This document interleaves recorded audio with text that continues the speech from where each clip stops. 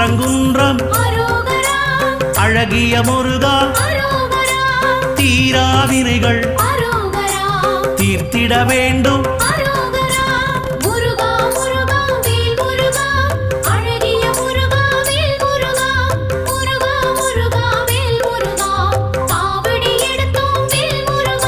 சுவாமி மலையனே ஏரகத்திரைவா